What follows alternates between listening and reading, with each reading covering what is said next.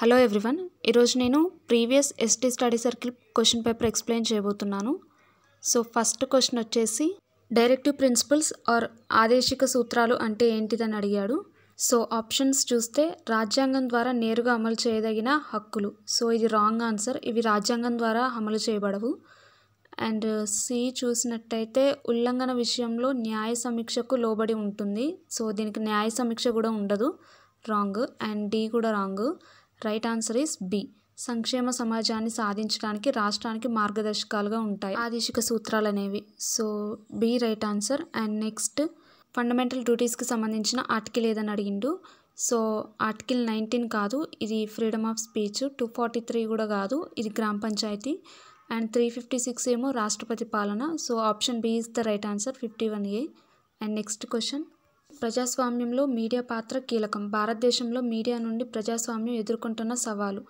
So దీనికి right answer ఏంటిదంటే option B, media స్వేచ్ఛ లేకపోవడం మరియు విమర్శనాత్మక రిపోర్టింగ్పై ప్రభుత్వం censorship. So option B is the right answer. And next question, కొన్ని ఇంపార్టెంట్ డేస్ గురించి ఇచ్చాడు. So match the following.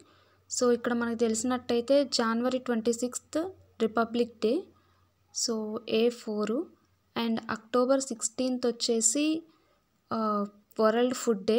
And July 1 వచ్చేసి chartered accountant day. And March 20 ఏమో స్పారో డే. అండ్ June 29 ఏమో నేషనల్ స్టాటిస్టిక్స్ డే. సో దీనికి option A is the right answer. And next question వచ్చేసి సంవిధాన హత్యా దివాస్గా రీసెంట్గా హోమ్ మినిస్టర్ మనకి ప్రకటించడం జరిగింది. సో ఇది మనం June 25న జరుపుకుంటాం. And next question, India's first regional AI news presenter Lisa ఏ లాంగ్వేజ్లో లాంచ్ చేశారని అడుగుతుండు.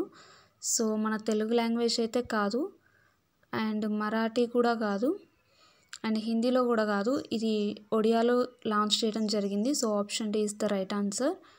అండ్ నెక్స్ట్ క్వశ్చన్ వచ్చేసి భారతదేశంలో మొట్టమొదటిసారిగా రోడ్ సేఫ్టీ ఫోర్స్ను ఏ రాష్ట్ర ప్రభుత్వం ప్రవేశపెట్టిందని అడుగుతుండు. సో దీనికి రైట్ ఆన్సర్ ఏంటిదంటే పంజాబ్. సో ఆప్షన్స్లో మనకి లేదు కాబట్టి option D is the right answer, పైవేవి కాదు. అండ్ నెక్స్ట్ క్వశ్చన్ వచ్చేసి రమేష్ బాబు ప్రజ్ఞానంద కింది వాటిలో దేనికి సంబంధం కలిగి ఉండు, ఏ ఫీల్డ్కి అని అడుగుతుండు. సో దీనికి రైట్ ఆన్సర్ ఏంటిదంటే chess, option C. And next question, 96వ Oscar అవార్డులలో అత్యధిక అవార్డులు గెలుచుకున్న చిత్రం ఏదని అడుగుతుండు. సో దీనికి right answer is open హైమర్, option B. Katchatheevu ద్వీపాన్ని ఏ రెండు దేశాలు వివాదం చేస్తున్నాయని అడిగాడు.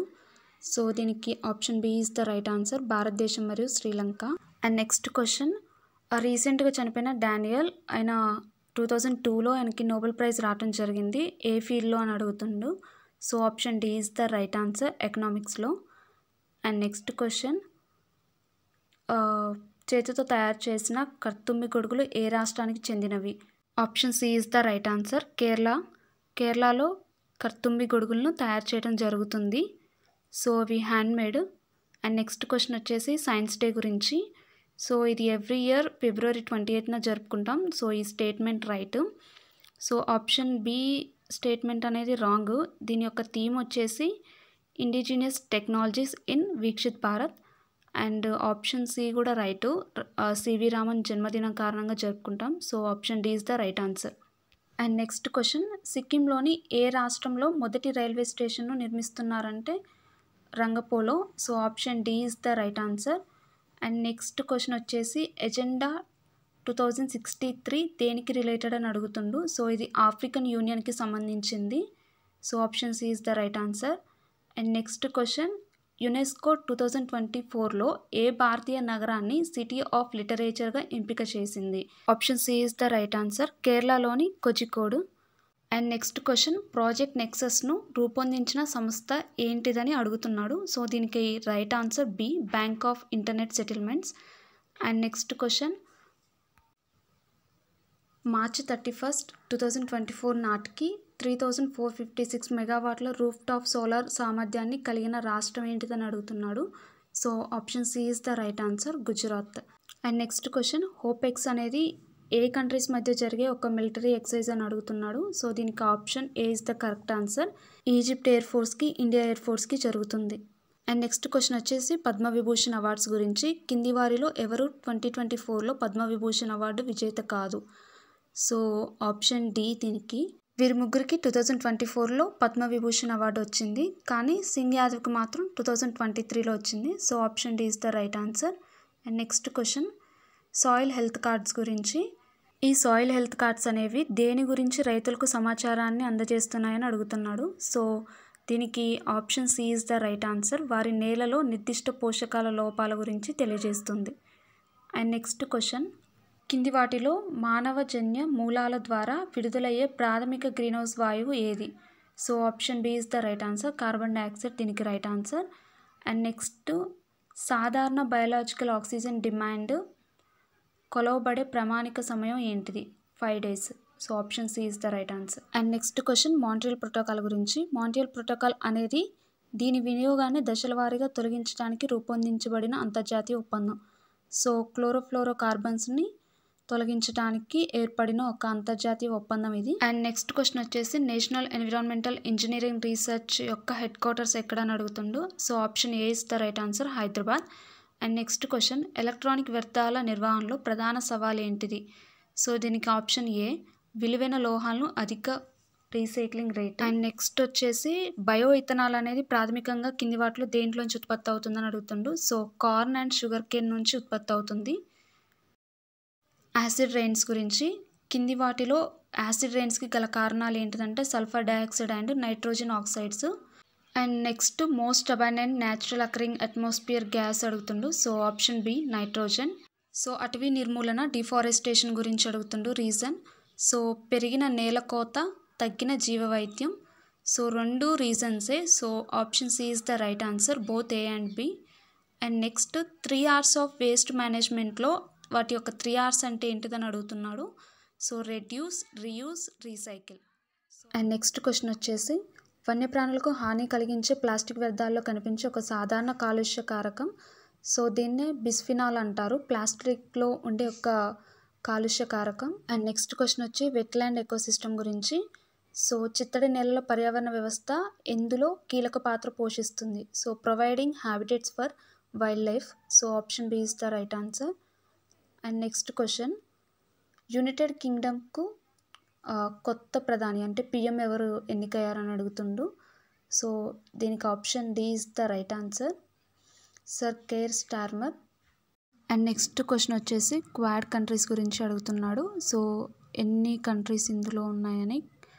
So Japan, United states and Australia, వీటితో పాటు ఇండియా కూడా ఉంటుంది, కాకపోతే ఇక్కడ మనకి మెన్షన్ చేయలేదు. సో 3 ఇచ్చాడు కాబట్టి ACD. So option C is the right answer. And next question వచ్చేసి match the followings. Organisation and related పర్సన్ని మ్యాచ్ చేయాలి. సో ఇందులో మనకి 1, 2 తెలిసినా ఈజీగా ఆన్సర్ చేయొచ్చు. అండ్ ఫస్ట్ వచ్చేసి వరల్డ్ బ్యాంక్ మనకు తెలుసు, అజయ్ బంగా. అండ్ IMF కూడా తెలుసు, క్రిస్టానియా జార్జివా. సో ఈ రెండింటిని బేస్ చేసుకొని మనం ఆన్సర్ పెట్టచ్చు. సో ఆన్సర్ వచ్చేసి option C. And next question author and books ఇచ్చాడు. దయానంద సరస్వతి, సత్యనాథ్ దర్పణ్, సరోజినీ నాయుడుదేమో the golden threshold. And Bhagat సింగ్ది వచ్చేసి why am an atheist. And Jawaharlal నెహ్రూది discovery of India. So option C is the right answer. And next question వచ్చేసి universities and అవి ఉండే ప్లేసెస్ని ఇచ్చాడు. So first అయితే నలంద, ఇది బీహార్లో ఉంది. అండ్ తక్షశిల ఏమో పాకిస్తాన్, విక్రమశీల ఏమో బీహారు, అండ్ వల్లభి ఏమో Gujarat. And option C right answer. And next వచ్చేసి వెరైటీస్ ఆఫ్ శారీస్ అండ్ అవి రిలేటెడ్ స్టేట్స్ ఇచ్చాడు. సో జమ్దాని వెస్ట్ బెంగాల్, కసువు ఏమో కేరళ, పోచంపల్లి తెలంగాణ, ధర్మవరం ఆంధ్రప్రదేశ్, అండ్ నవార్ ఏమో Maharashtra. So option D is the right answer. And next question వచ్చి నలంద యూనివర్సిటీని నాశనం చేసింది ఎవరైనా అడుగుతుండు. So option D is the right answer, Bakhtiyar Khilji. And next question వచ్చేసి మధ్యప్రదేశ్లోని ఖజురహోలోని ఆలయ నిర్మాణ శైలి ఏ భారతీయ రాజవంశానికి సంబంధించిందని అడుగుతుండు. సో ఇది Chandela. So option C is the right answer. And next question UNESCO గుర్తించిన అజంతా మరియు ఎల్లోరా గుహలు దేనికి ప్రసిద్ధి అంటున్నాడు. సో option B is the right ఆన్సర్, పురాతన రాతితో చేసిన దేవాలయాలు మరియు శిల్పాలకి ఫేమస్. అండ్ నెక్స్ట్ క్వశ్చన్ ఇక్కడ కొన్ని స్టేట్మెంట్స్ అయితే ఇవ్వడం జరిగింది, అందులో రైట్ వాటిని మనం ఐడెంటిఫై చేయాలి. So first garba is the traditional folk dance of Gujarat, ఇది రైటు. సో సెకండ్ది కూడా రైటు, శకుంతల కాళిదాస్ది. And Satyajit Ray is known for the Indian father of Indian cinema, ఇది రైటు. సో లాస్ట్ అయితే రాంగ్, పండిట్ రవి మనకు అందరికీ తెలుసు, సితారా famous. So option C is the right answer, option A is the right answer. And next question వచ్చేసి భారత జాతీయ కాంగ్రెస్కి పనిచేసిన మహిళా అధ్యక్షులను కాలక్రమేణా అమర్చమన్నాడు. సో ఇందులో మనకి ఫస్ట్ చేసింది ఎవరంటే అని బీసెంట్, అండ్ నెక్స్ట్ వచ్చేసి సరోజినీ నాయుడు, అండ్ లాస్ట్లో మనకి Nellie Sengupta. So CAB, so option A is the right answer. And next ఏ ఇన్సిడెంట్ వల్ల నాన్ కోఆపరేషన్ మూమెంట్ అనేది స్టాప్ చేశారని అడుగుతున్నాడు. So option B, Chauri Chaura సంఘటన వలన.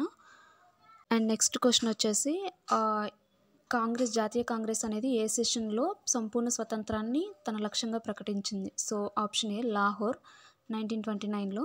అండ్ నెక్స్ట్ క్వశ్చన్, ఇక్కడ కొన్ని స్టేట్మెంట్స్ ఇచ్చి అందులో కరెక్ట్ వాటిని ఐడెంటిఫై చేయమంటున్నాడు. ఫస్ట్ స్టేట్మెంట్ ఈస్ జలియన్ వాలాబాగ్ అనేది 1919లో జరిగింది అంటున్నాడు. సో ఇది right answer. And next do or die slogan అనేది మనకి నాన్ కోఆపరేషన్ మూమెంట్లో ఇవ్వరు, ఇది క్విట్ ఇండియా మూమెంట్లో గాంధీ గారు ఇస్తారు. And next Bhagat Singh was not founder of the Ghadar party. So ఈ స్టేట్మెంట్ కూడా రైటు, ఆయన ఫౌండర్ కాదు. So the Simon commission was appointed in 1925, ఇది రాంగ్, ఇది 1927లో అపాయింట్ చేస్తారు. అండ్ ఫస్ట్ ఇండియన్ బికమ్, ఇది కూడా రాంగ్. సో మనకి AC మాత్రమే right. So option C is the right answer.